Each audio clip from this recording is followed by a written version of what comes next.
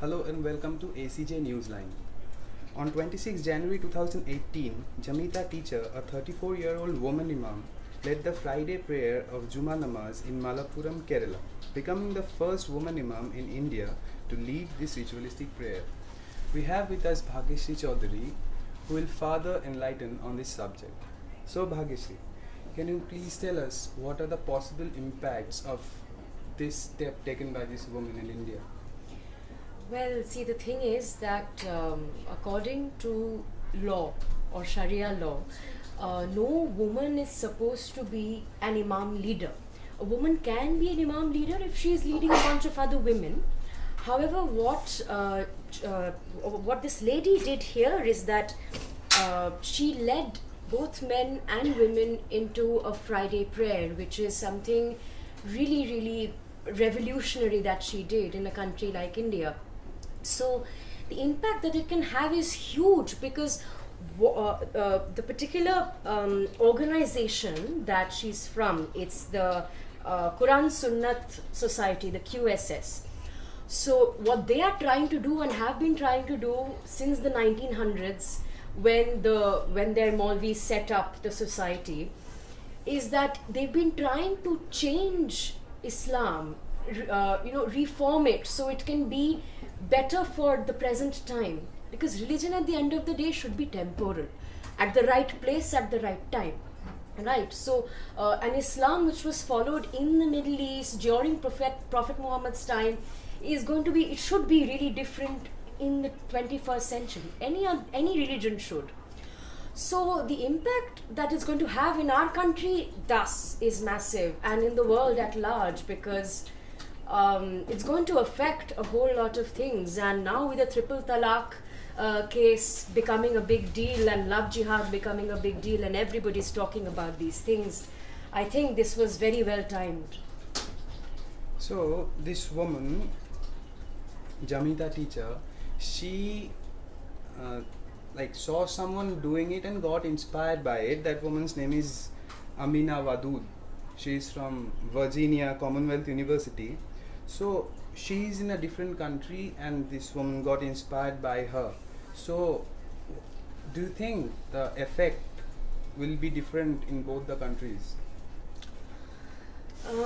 See, the thing here is Amina Wadud was a professor, that too of religion and philosophy, Okay. right? So at the same time she is in America. Now the state of America, albeit is very debatable right now when it comes to religion and the like, but even so, compare her to Jamita. Jamita is a nobody. She was in an abusive relationship with her husband. She has 2 children. She left that abusive marriage and she went into this. She wanted to change Islam for what it is. And the sort of flack that she is facing is going to be, of course, Wadud faced a lot of flack as well, but the sort of flack that she will be facing is going to be, it's just huge. So yes, it really depends on where you're from, who you are, and the context that the country is in at that particular moment. So yeah, the impact is going to be different in the sense that in this particular way, the intensity is going to be different. Yes. Okay, so here in one article by the Better India, they said that by doing this, by leading a ritualistic prayer, like a woman is breaking the laws of Islam. But isn't it a little bit confusing about this, because you are Why do you say that? because you are like going against your religion, Right. and still you're conforming to it and doing the ritualistic prayers. No. See, you're not conforming to the religion. If you read the hadith, now see, they say that the Quran is divine. The hadith is man-made because the hadith contains Prophet Muhammad's quotes, what he has said, how he has said they should lead life. Now the hadith is different for different sects of the Muslims. So there is no one singular accepted hadith. There is a lot of debate on the right hadith and the wrong hadith and all of that. There are different kinds. So, in fact, the entire collection is the ahadith, the entire collection. So there they talk about things like women are a disease, or women should not stand in the front rows while praying. They should be right at the back. That is where a woman's place is.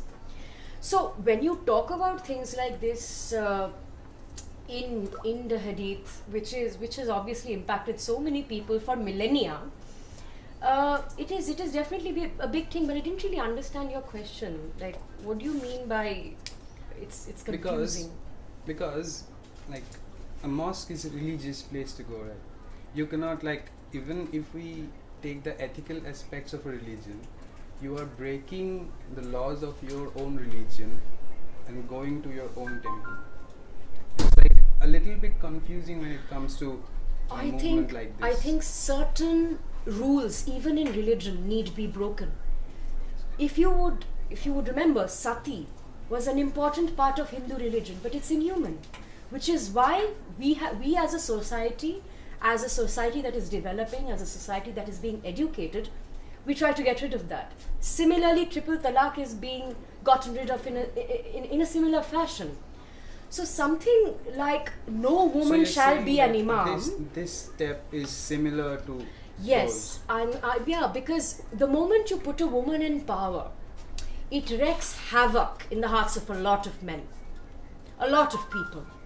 So what she has done and what she is doing in our country, she herself has said that this is really going to change tides. And well, let's hope that she doesn't get shot in the head or something like the QSS leader did prior to this. But this is something which we all as Indians and as human beings should really look forward to, I feel. Okay. Thank you, Bhagyashree, Thank you. for participating in the show. That's all. Thank you.